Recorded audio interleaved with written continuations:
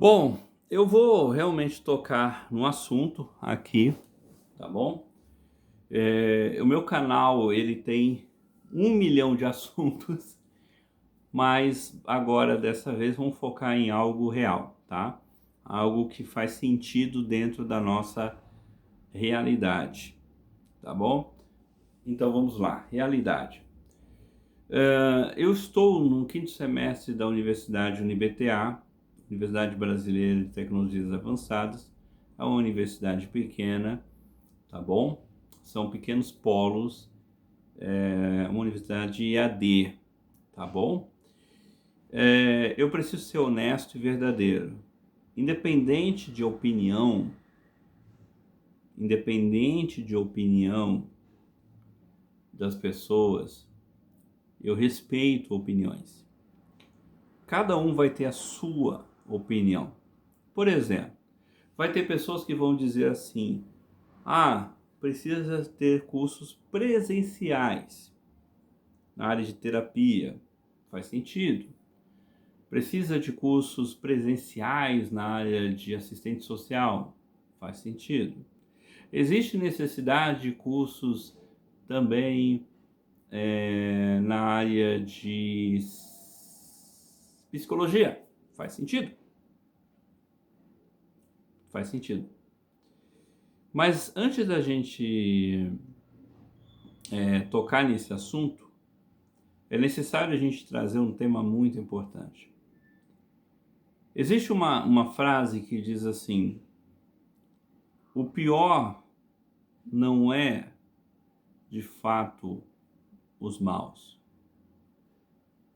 Martin Luther King, ex-pastor, né, já faleceu há muitos anos, um pastor da Igreja Batista e ao mesmo tempo um homem que lutou pelo direito dos negros americanos, afro-americanos. Ele dizia assim: o pior não é o silêncio dos maus.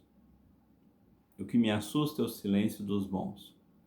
Existe uma frase nesse sentido e existe um contexto também. Nós temos o hábito muito errado no nosso país, muitas vezes, de ver o mal, mas nós não denunciamos sua prática. Nós temos um hábito natural, muitas vezes, de achar que simplesmente as coisas irão melhorar. Porque, né, uma colega chora numa live, uma outra manda um e-mail desesperado, porque as pessoas fazem reclamações no Reclame Aqui, já funcionou e agora não. Eu também já fui no Procon 2 vezes para resolver o problema e tecnicamente resolveu o problema. O nosso problema atualmente, em 2026, é a tal da geolocalização. Esse é um sistema, não é perfeito, e a questão é do Google Maps. A universidade também está usando agora um sistema de inteligência artificial para corrigir o conteúdo. No caso da extensionista, que é assim, a multidisciplinar do professor e coordenador Aaron Dota não tem toda essa complexidade, eu sempre tirei as notas mais altas. Só na extensionista que nós temos esse problema.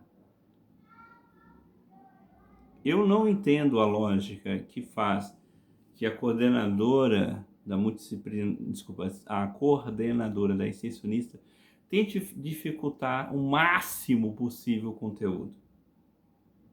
Enquanto, na verdade, outros professores, outros conteúdos tentam facilitar a nossa vida. Como é a questão do NAIA, por exemplo, do professor coordenador Leonardo Campanini.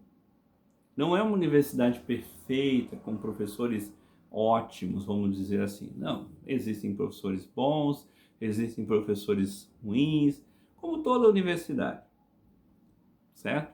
A área de terapia ocupacional, realmente eu concordo, e isso é necessário. Existem as aulas teóricas, elas são muito boas, mas também temos a necessidade do estágio obrigatório, que é onde a gente vai aprender realmente a fazer o nosso trabalho, atendendo a população, seja ela qual for.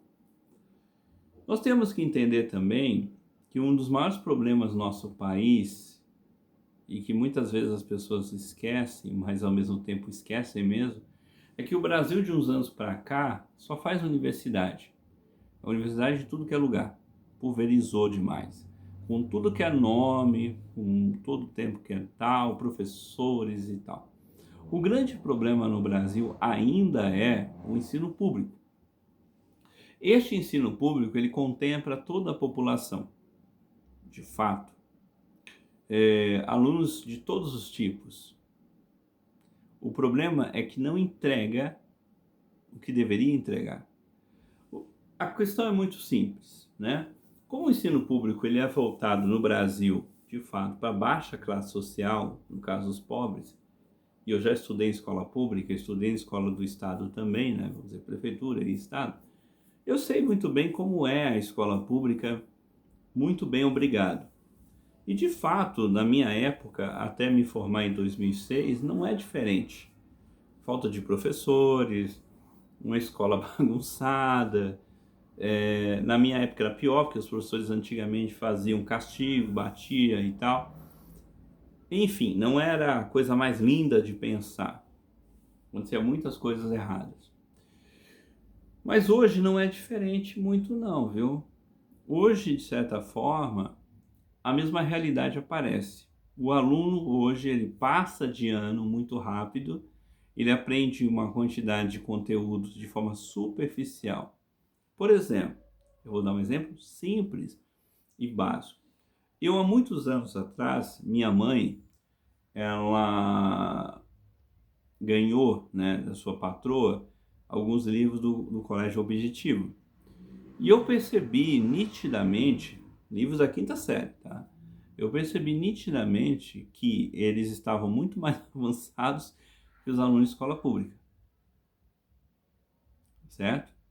E fora outros erros pedagógicos e absurdos. Então dá para perceber que, ao contrário do que o discurso que a esquerda adora pulverizar na mídia, né? Esse discurso extremamente hediondo e chato pra caramba, de que, né, as crianças pobres e negras e periféricas, né, as escolas públicas brasileiras e tal, isso é tudo um discurso, tá? A maioria das pessoas, pelo menos aqui em São Paulo que eu conheço, que estuda em escola pública, tirando um colega que era japonês, né, basicamente um só, a maioria dos alunos são brancos. Escola pública de forma muito mais alunos pobres, periféricos, brancos.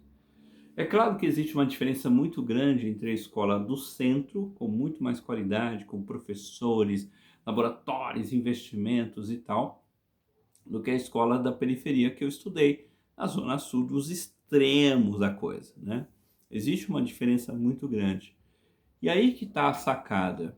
Tem uma frase que Goebbels ele acabou, né, da propaganda nazista, que ele dizia o seguinte: uma mentira reproduzida 1 milhão de vezes se torna uma verdade absoluta. O que nós estamos vivendo hoje no Brasil é exatamente isso, narrativas. Quando a esquerda começa muita narrativa,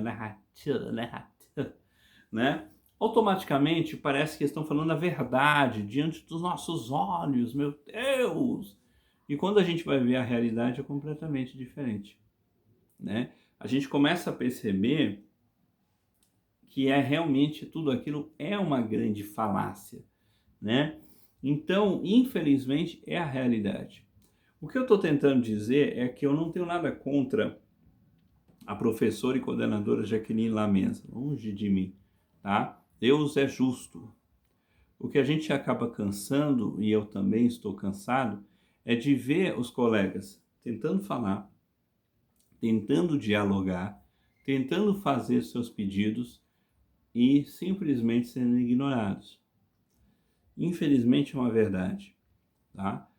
Atualmente, muitos lugares aqui no Brasil, né, não tem polo, né? Muitos lugares não conseguem oferecer estágio, tá? Às vezes é uma aluna só que mora não sei quantos lá de Manaus, do Acre, enfim. A pessoa começa a fazer, se empolga e muitas vezes não consegue finalizar, entendeu? Em muitos lugares em São Paulo, em São Paulo, Minas Gerais são os lugares mais que o pessoal está tendo muita dificuldade de conseguir estágio, Minas Gerais, o Rio de Janeiro também. É difícil falar sobre isso, né? Falo muito em empreendedorismo no Brasil, o que não falta, né? Mas a prática é muito diferente, né? Então essa é a nossa realidade, né? E a gente está aqui para colocar dessa maneira, né? Mas realidades.